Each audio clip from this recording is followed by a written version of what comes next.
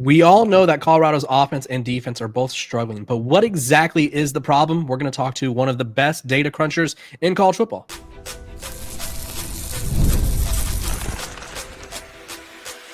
You are Locked On Buffs, your daily podcast on the Colorado Buffaloes, part of the Locked On Podcast Network, your team every day. Welcome to Locked On Buffs. I'm your host, Kevin Borba. Joining me today is PFF's Dalton Wasserman. Dalton, I hope you appreciate the number crunching. You're like a Mr. Computer kind of vibe to me, where you just like see these numbers and like instantly know everything that it's telling the story of, because sometimes we see the numbers and we get a little scared. Dalton's going to help break down what's wrong with the offense, what's wrong with the defense, and we're going to surprise you guys with a fun question at the end. But before we do, this episode is brought to you by Mazda. You can move through life, or you can find things that move you. It's your choice. You could choose to get out there, choose your people. You could choose to go for it, like really go for it. You just choose to do something that moves you. Mazda crafts cars for those who choose to do more than simply move. Mazda, move and be moved. Also brought to you by the Locked On Podcast Network, your team every day for free and available. Dalton, let's just dive into it. Colorado's offense. I think we all had hopes and expectations that it wouldn't be last year's. We knew that, but we thought it would be competent. And I don't know if we're getting a competent offense. What are you noticing is wrong with this unit?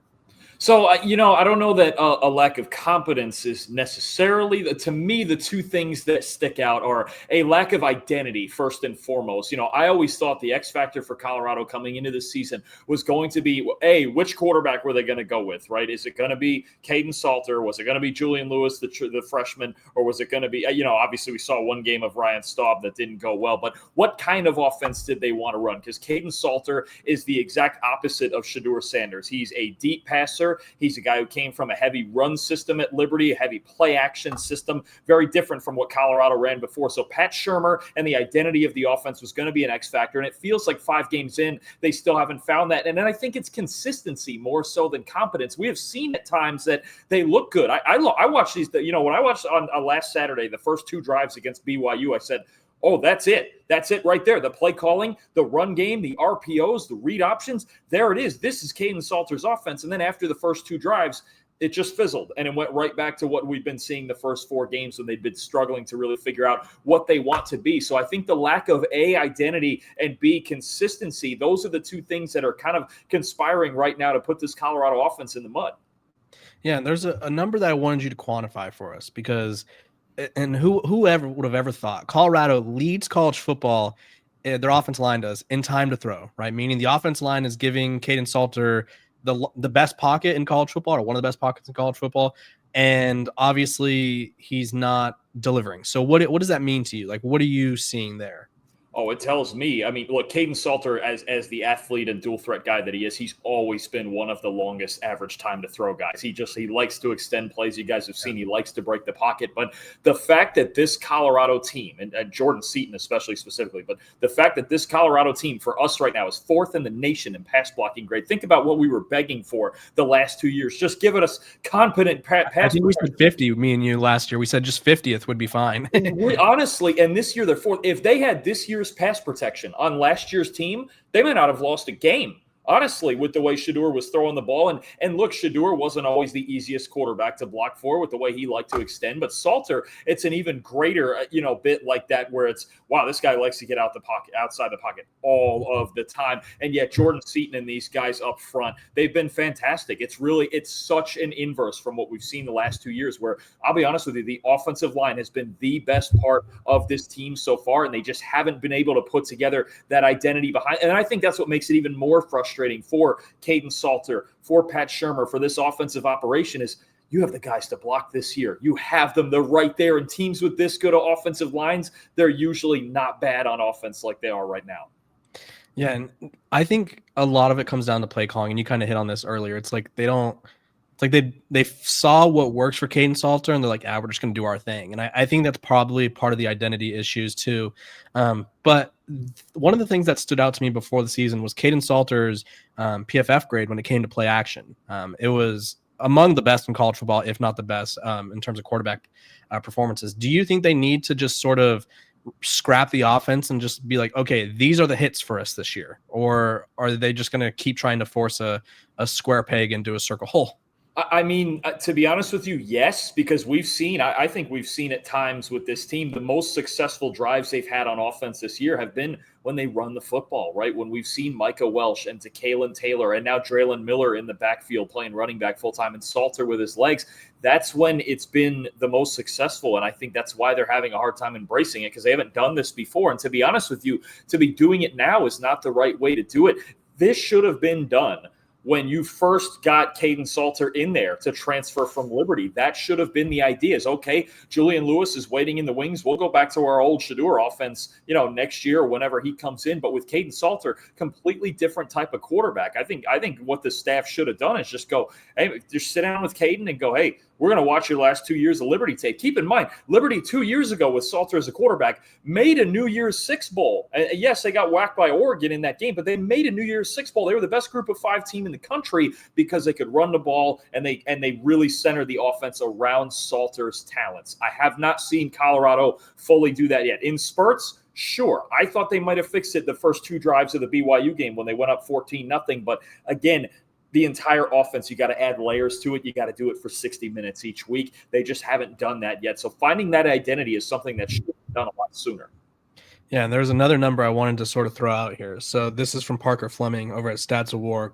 The expected points lost to sacks in the Big 12. Colorado's at negative 27.6, which is the highest in the country or highest in the conference, right? That sort of just shows me like, hey, this offense is leaving so many points out on the field. And I don't think that's like shocking by any means. We saw the BYU game where Kaidon Salter takes a sack where it knocks him out of field goal range, or there's a penalty here and a penalty there. Like there's just been so many like things that prevent them from scoring. And I wanted to hit on your point about the offense too. It reminds me of the old NFL in the way where it was like, okay, I'm drafting Dalton and Dalton's going to fit in my system, where I don't care if Dalton's not good at this. He's going to play how I want him to play. And like, I feel like that's what Pat Shumur is doing to Kaidon Salter. And we're obviously seeing the repercussions of that. Yeah, no, absolutely. The craziest, this is going to sound weird because it's such a drastic thing. I don't know if I've ever seen this with the offensive line. So Colorado quarterbacks have been sacked 11 times this year. Mm-hmm. We have not charged an offensive lineman as responsible with a single one of them. Think about that when you talk about the average time to throw. Kaidon Salter responsible for 5, Ryan Staub for 3, and then the other 3, sometimes we don't lay any blame on the offense, say if it's an overload blitz or something like that the defense just kind of won the battle schematically. We have not charged their offensive line with a single sack. And yet the quarterbacks we've charged with 8 of those 11. That tells you, again, how good the offensive line, the pass protection's been. But you're absolutely right. Look, if you were just going to run, I said this in the preseason, if you were going to run the same offense that you ran with Shedeur and just do it like that, then they should have started Julian Lewis right off rip, because Lewis is the more natural successor to Shedeur Sanders. Kaidon Salter, talented player, a lot of physical talent, really good arm, really great on the move. It's a different type of player. And you always, especially nowadays when offenses cannot be just standard on paper, this is what we're doing. There's foundational concepts, sure, that every team has to be able to run, but you have to be able to tailor your schemes to your players' strengths, right? It's even in the NFL, man. I mean, Todd Monken always had pocket quarterbacks. Now he's got Lamar Jackson. Look what the Ravens have looked like before, obviously, this month, basically. So, I mean, it's just that part where, again, it goes into, I just feel like, in the offseason, there wasn't enough emphasis put on. If Salter was going to be the starter, as he is, let's do the things this guy's good at. And we have to win with him because this is who we chose. Yeah, it's kind of like signing, this is going to be a really weird example, but like for the NBA, like if you sign Steph Curry and we're like, Steph, we only want you to shoot mid-range. Like, it's like, that's not his game, right? You wouldn't do that to Steph Curry. And I'm not comparing Kaidon Salter to Steph Curry, but just extreme example. And I feel like Colorado sort of just, I think they're figuring out as they go, and that's not a position you want to be in, whether it's identity or offensive system. Another place they're trying to figure things out as they go is the defense, and we're going to talk about that, but first, a quick break.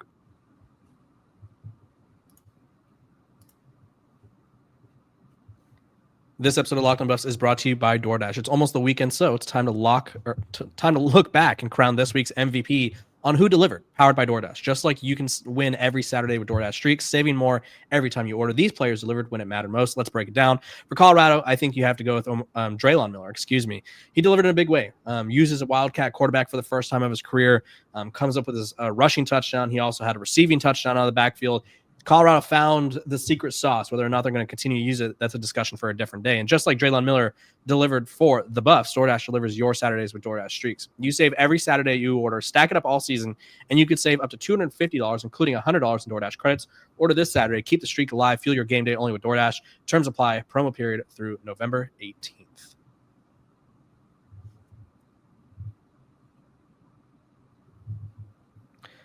It's Kevin Borba. It's Dalton Wasserman of PFF. Dalton, I mean, the defense was a revelation last year, right? I think Robert Livingston's ability to turn what was one of the worst defenses in the country in 2023 into a really stout defense. It led to him getting NFL job offerings. Other college programs came knocking. And then this year, the defense is not what we expected. What do you accredit that to? I think a similar vibe to what you have on offense. I'll tell you this. I think the pass rush with Arden Walker and those guys has been pretty good. I think there have been moments where the run defense has been good, but there's also this feeling that teams can kind of beat their head against the wall a little bit. I think their defensive line's been the best part of their defense so far. The big difference to me is that Colorado last year with Travis Hunter right out there on the outside and all the man coverage they run, they were an elite coverage team. They really were. This year, for us, they have the 12th worst coverage grade in the country. Yeah, and you would think, you've got DJ McKinney, guys like Preston Hodge, RJ Johnson on the outside as well. Tawfiq Bayard is I believe, their highest graded defensive player right now in the secondary. But the problem is when you play as much man coverage as Colorado does, and they have been stubborn like this in the past, no question, and that was with Travis Hunter, so there was a little bit of an excuse. But when you run man coverage at a top 5 rate in the country like they still do, offensive coordinators find ways to scheme around that. Preston Hodge has struggled in the slot this year. Teams are taking advantage. They get one-on-ones with your linebackers that you don't want, right? And Colorado does not have elite coverage linebackers by any means. So schematically, you can do things underneath and winning after the catch, getting horizontal across the field. How many times have we seen for 2.5 years that mesh concepts just absolutely kill this team because they're constantly and two things. It's the mesh concepts, and it's every single week. There's always once every week where that back wheeling out of the backfield gets them every single week. So look, you don't have Travis Hunter back there. I think they do have a talented secondary. But the fact that they still run this much man coverage, I thought Robert Livingston got really on a hot streak because last year he would mix in some cover too. There would be a little more zone. And when the coverage tendencies were a little more balanced, they're always going to be man heavy. It's Deion Sanders, right? But when they were a little more balanced man and zone, they really gave teams a lot of problems because then they didn't really know what was coming. Right now, they're doing the same thing they did in the early parts of last year. Way, way too much just man across the board, cover one, and putting those guys on islands. The one thing that Deion Sanders has said recently that stood out to me about corners is 95% of corners play not to get beat and 5% play to make the play. And he's like, I'm looking for the 5% guys. And right now, I don't think Colorado has those 5%ers, or at least they're not putting them in position to be 5%. So you think with these struggles, you would sort of adjust. And for me, the defensive, it's weird because you talked about the run defense. The run defense is solid against running backs, but it's actually been quarterbacks for the most part that have hurt them. So they keyed in on Georgia Tech's star running back, right? They keyed in on LJ Martin. They held him like 40 yards, but Bear Bachmeier torched him for almost 100. Haynes King ran for like 160, 150 yards. I just feel like this defense is sort of, there's flashes, but they haven't been able to put it all together. And I don't know how you fix that. Like, how do you fix, like, your corners are not playing well and your defense isn't able to stop running quarterbacks?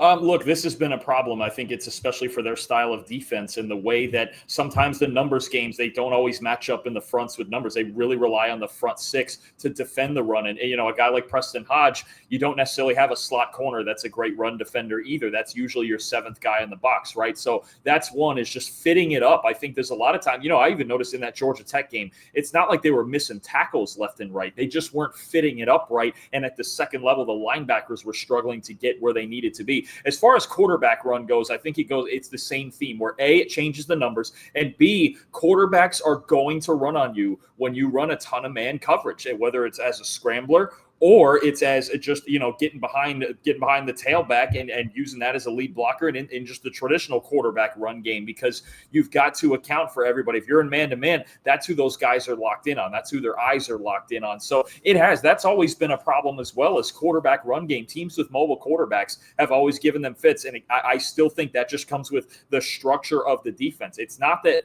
I think they're fast enough to cover and to deal with any team with speed. I think they are physical enough when they get to their spots to deal with powerful teams like that. The problem to me is a lot of times fitting it up and marrying the front with the back end. That's been an issue. And look, all of that math changes when quarterbacks start running. That needs to be accounted for more schematically, I think. And I think when we look ahead to this week, this is probably the first quarterback they've played all season in TCU's Josh Hoover that isn't like necessarily, he can run, but he doesn't want to. Like, that's not his game. And so this is very much going to be a game of like, how committed are we to man coverage, I think, because Josh Hoover is one of the best quarterbacks in the country. He wants to air that thing out. He wants to throw it 50 yards down the field. So do you agree that this is sort of like hey, we're going to see how committed Colorado is to sinking on the ship of man coverage? I think so. I think, like you mentioned, Hoover's not that mobile. He can make a play here and there, but that's not his game. And you're curious, you get curious at that point how much Colorado starts blitzing and gets aggressive on Hoover. We saw last week against Arizona State, Arizona State really beat them with the pass rush up front and making Hoover uncomfortable in the pocket. If you can make him uncomfortable in the pocket, that is big time, because under pressure, he's really got no other answers. But the man-to-man question now goes out to the receivers, right? If the corners aren't covering well, you've got a dynamic group of receivers there with TCU. When you talk about Eric McAllister, Jordan Dwyer, the Idaho transfer has been really good. Joe Manjack, the Houston transfer, has been solid in the slot. He's going to see a lot of Preston Hodge. So those three receivers are tough enough to play man-to-man coverage against. I think the pass rush is going to be a big deal because, again, that's how the Sun Devils beat TCU last week. Yeah, I think this will be a really – I keep saying this is sort of a game that if it doesn't go well for Colorado, it's going to shape the rest of the season, because we're getting to that midway point, right? 6 games in. Colorado, if they fall, they'll be 2-4. Not a place you want to be, right? Because then you're basically down the stretch. You have Iowa State, Utah, Kansas State's not what we thought they'd be, but I still think they're going to put something together towards the end of the year because they play them, I think, the last week. So I think this is a game where if Colorado loses, like some jobs maybe be in question, whether it be coordinators or positional coaches. Like it's important to Colorado, and I don't want to gloss over that. When we come back, I'm going to pose Dalton with all of you as well, a tricky question. Which former Buff would Colorado benefit from having the most this season? But first, a quick break.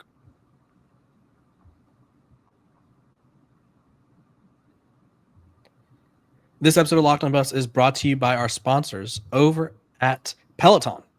If you aren't familiar with Peloton, you should get familiar with Peloton because they're dropping a new device, shaping the future of fitness with a brand new Peloton cross-training Tread Plus, powered by Peloton IQ. It's their most advanced equipment yet, designed to give you real-time guidance and endless ways to move, whether you're running, lifting, or cross-training with your favorite instructors. So they have a swivel screen. It's a game changer. You can go from running on the Tread Plus to strength training without missing a beat.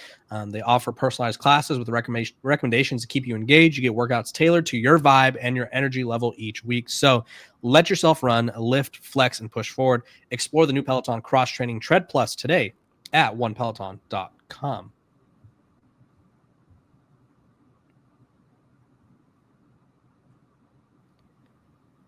Welcome back to Locked on Buffs. It's Kevin Borba. It's PFF's Dalton Wasserman. Dalton, I posed this question to you. I actually told you it was a surprise, and then I got too excited to hide it from you, so I had to tell you.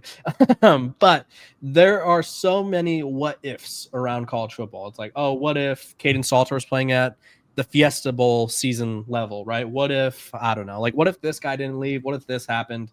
And I think the biggest what-if for Colorado is they had 3 guys who have left the program within the past couple of years who are now blossoming as stars across college football. And so the question I pose to Dalton and to all of you is, which former Buff could Colorado have used the most of the season? So option A is Jordyn Tyson, the Arizona State wide receiver, who I believe he left when Deion Sanders was hired. I believe he was one of the guys that were sort of shown the door. 39 catches for 483 yards and 7 touchdowns. And I think by all accounts, he's probably wide receiver 1 in this upcoming draft season.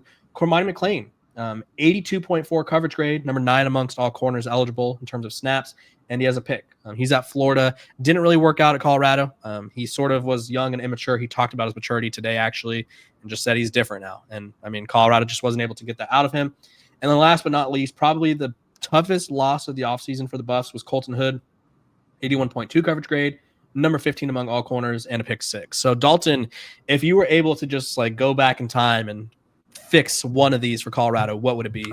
I mean, for as much as Hood and McClain are both very, very talented, and they are, and in Colorado, look, Deion Sanders knows what he's looking for in cornerbacks, right? So he certainly knows those guys. But it's hard not to look at Jordyn Tyson and what he's done both last year and this year so far at Arizona State and not think he would bring just such a different dynamic to this offense. Now, maybe he wouldn't have improved in that manner had he not left Colorado and went to Arizona State and had Kenny Dillingham believing in him and getting that chemistry with Sam Levitt and all of that. But man, what a talented kid. And I think the one thing, for as much as, the guys on the Buffaloes that I think they're talented guys, Joe Williams, right? Sincere Brown. I like Amarion Miller. I think he's super talented, but even last year with a loaded receiving core, Travis Hunter was that guy, right, that you went to in those big situations. For Arizona State, there is no question in big moments who they're looking for. Jordyn Tyson, given the way that things have gone, and again, who knows if he would have blossomed like that at Colorado, but the way he is right now, and you mentioned it, might be wide receiver 1 in this draft. Trevor Sikkema has him, I think, as a top 8 player in the draft class overall. He's awesome. He really is. And to think about what this passing game could be with those other talented guys, and maybe just how much better it would make Kaidon Salter, or if you have a loaded enough receiving core with that pass protection, maybe you hand it to the young kid in Juju Lewis and just go, hey, here's one of the best sets of weapons in the country, especially with wide receiver 1 out there like Shedeur had with Travis last year. Yeah, I think Jordyn Tyson, just as the most talented player and just what the elite player that he is, that would be the most enticing for me. Yeah, I almost went Tyson, but my concern is like, of this hypothetical, that's never going to happen anyway. But my concern would be like, would it matter? Like, would they be getting him the ball anyway? Because like you mentioned Sincere Brown. Like, I don't think he touched the ball against BYU until the 4th quarter. And it was on like a little 8-yard hitch route where it was just like, okay, like he's down. Like, I don't know if Jordyn Tyson would have the impact that he had at Arizona State. So for me, it's like the one guy that we knew had an impact for Colorado. I got to go with Colton Hood, right? He very clearly was, I think, pushing for a starting role last season. It was just Colorado had DJ McKinney and Travis Hunter. And so I really thought they'd have one of the best secondaries in college football this season, assuming Colton Hood was there. And he goes to Tennessee. And the notion around Colton Hood was, oh, why would you leave Colorado to go ride the pine at Tennessee, right? Well, Tennessee has an injury to one of their best corners. And I don't think Colton Hood's going to relinquish that starting spot. So I think that Colton Hood is sort of like this, like almost what if. Like Cormani McClain, to me, I didn't know if it was ever going to happen, right? His freshman year was just so rough. There was just so much off the field stuff where I hoped it worked out for the young guy, but I just didn't know. But Colton Hood, it's like we saw proof of concept and then lost the concept. Yeah, no, for sure. And Hood, man, he really made a great decision seeing that, he could get playing time at Tennessee, and he's playing great because of, you mentioned the Jermod McCoy injury. Jermod McCoy might be a future first-round pick. I mean, he was one of the best corners in the country last year. Obviously, blew his ACL during the offseason, and he could be back even late October, sometime in November. But what Hood has done and the way that Tennessee has kept that secondary together, really aside from the Georgia game, they got attacked in that Georgia game by Gunnar Stockton and still had a chance to win the game. But that was a big question. We knew Tennessee's front 7 would be really good, but their secondary with the injuries. But Hood's done a great job. McClain going down to another secondary that had been struggling the last couple of years in Florida. Really good job by those guys, just picking out situations where they can go and get opportunities. But I'm with you. I get it. I think they would probably look a lot better. Deion Sanders loves his corners, and on the outside, especially if you're playing man-to-man as much as they are, you need that level of talent. I just think Tyson, I like Colorado's talent at receiver, but I haven't seen one of those guys yet scare me. Now, part of that's the quarterback situation. When I watch Jordyn Tyson, when I'm watching Arizona State, that guy scares me. That is a different freak. And I do think it's the same dynamic as last year when you're talking about, I love Jimmy Horn. I love FAU legend LaJohntay Wester, right? And those guys, and Will Shepard. But Travis Hunter is a guy that scares you, right? And it's not too – we can list off a half dozen teams, 6 or 8 teams in the country that has a guy that scares you on that level. Ohio State, Alabama with Ryan Williams, there's a couple other teams that have those guys. Jordyn Tyson is one of those guys. So I would be very enticed, especially in the Big 12 when it is about those high-flying offenses. I would be enticed by Tyson, but no, those 2 other guys have found just great opportunities for themselves.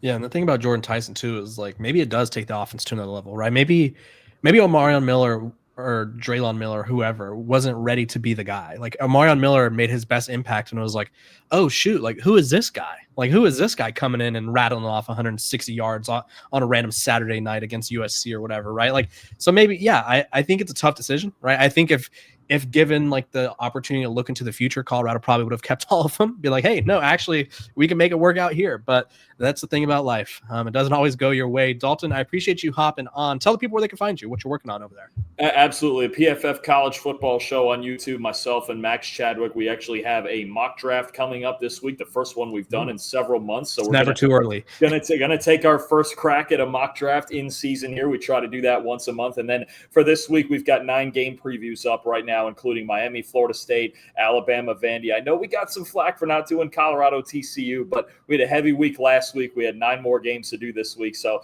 we'll see if Colorado can get back on track against TCU. And next week's Iowa State game is big. We're covering Iowa State, Cincinnati this week as well. So check that out. Maybe see what you're looking at next week. But PFF college football show on YouTube for all the great content throughout the FBS. Yeah, they do. They're great over there. You won't want to miss it. And Colorado's got to be better for them to talk about it. It's as simple as that. You can't be talking about sub 500 teams every week. We appreciate you hopping on. We appreciate you tuning on. I'll see all of you guys tomorrow. I hope all of you have a great day. I'm Kevin Borba. This is Locked on Buffs.